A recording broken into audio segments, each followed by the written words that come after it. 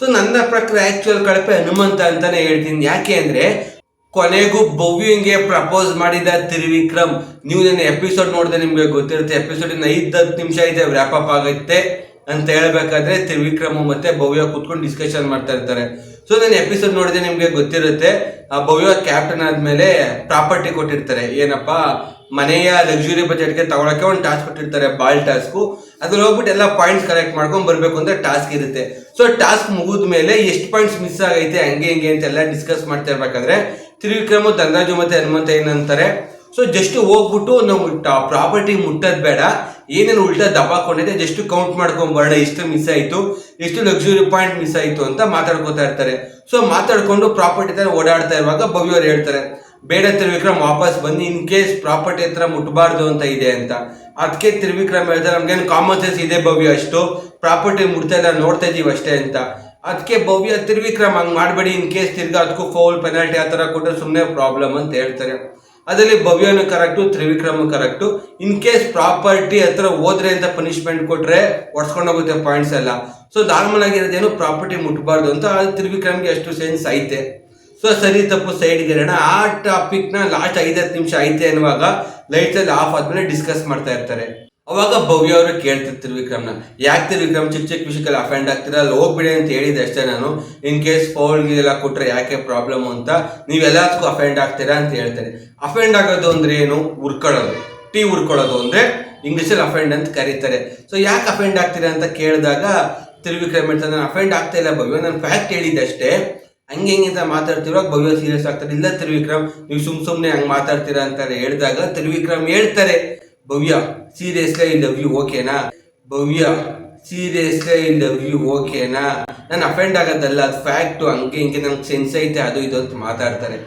So Sudeep sir ಹೋದವ್ರು ಹೇಳಿದ್ರು ತ್ರಿವಿಕ್ರಮ್ಗೆ, ನೋಡೋಣ ಏನು ಕಿತ್ತಾಕ್ತಾರೆ ಈ ವಾರ ಅಂತ. ಸಕ್ಕದ ಕಿತ್ತು ಗುಡ್ಡೆ ಹಾಕವ್ರೆ ತ್ರಿವಿಕ್ರಮ್ ಅಂತಾನೆ ಹೇಳ್ಬೋದು. ಕೊನೆಗೂ ಭವ್ಯಂಗ್ ಪ್ರಪೋಸ್ ಮಾಡೇ ಬಿಟ್ರು, ಅದು ಸೀರಿಯಸ್ ಆಗಿ ಲವ್ ಯು ಅಂತ ಬೇರೆ ಹೇಳೋರೆ. ನೋಡ್ಬೇಕು ಸುದೀಪ್ ಸರ್ ಏನಾದ್ರು ಆಡ್ಕೋತಾರೆ, ಇದಕ್ಕೆ ಯಾವ ತರ ಟ್ರೀಟ್ ಮಾಡ್ತಾರೆ ಅಂತ. ಸೊ ಇದಾದ್ಮೇಲೆ ನೆಕ್ಸ್ಟ್ ಮೇನ್ ವಿಷಯ ಕಳಪೆ.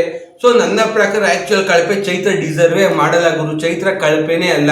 ಸೊ ನೀವು ಎಪಿಸೋಡ್ ನೋಡಿದ್ರೆ ಕಳಪೆ ಏನ್ ಗೊತ್ತು, ಟಾರ್ಗೆಟ್ ನಾಮಿನೇಷನ್ ಅಂತಾರ, ಆ ಥರ ಟಾರ್ಗೆಟ್ ಕಳಪೆ ಬಂದಿದ್ದಕ್ಕೆ ಮಾತ್ರ ಚೈತ್ರ ಕಳಪೆ ಆಗೋದ್ರು.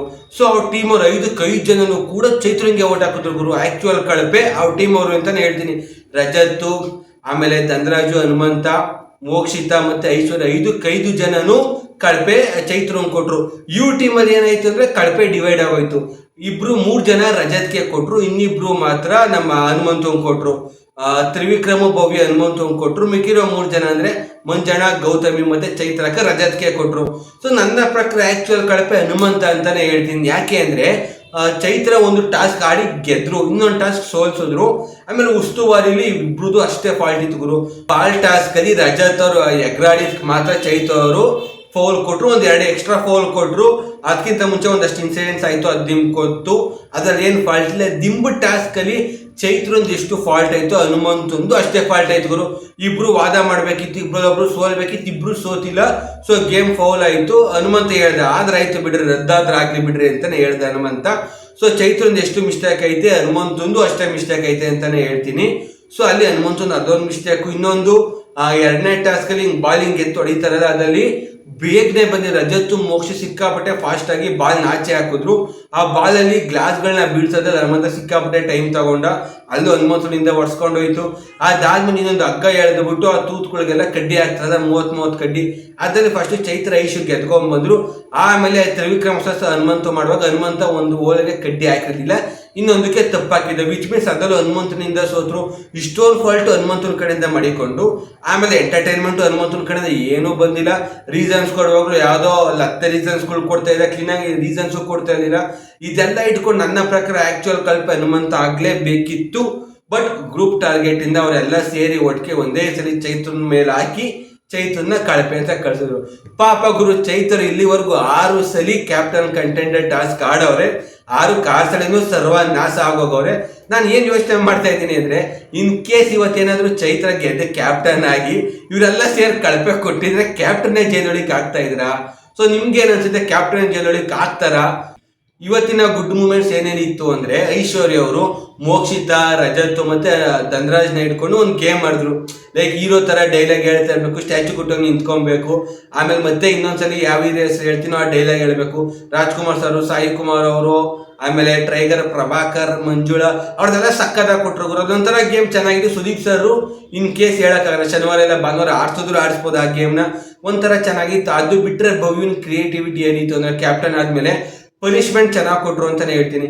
ಇನ್ ಕೇಸ್ ಯಾರಾದ್ರೂ ಕೋಳಿ ಕೂಗಿಸ್ಕೊಂಡ್ರೆ, ಮನೇಲಿ ಯಾರಾದ್ರೂ ನಿದ್ದೆ ಮಾಡಿದ್ರೆ ಅವ್ರಿಗೇನು ಪನಿಷ್ಮೆಂಟು ಅಂದ್ರೆ 2 ಲೋಟ ನೀರನ್ನ ಸ್ಪೂನಲ್ಲೇ ತುಂಬಬೇಕು. ಪೂಲ್ ಹತ್ರ ಹೋಗ್ಬಿಟ್ಟು ಸ್ಪೂನಲ್ಲಿ ಹಿಂಗೆ ಎತ್ಕೊಂಡು 2 ಲೋಟ ನೀರು ತುಂಬಬೇಕು, ನಿದ್ದೆ ಹೋಗುತ್ತೆ.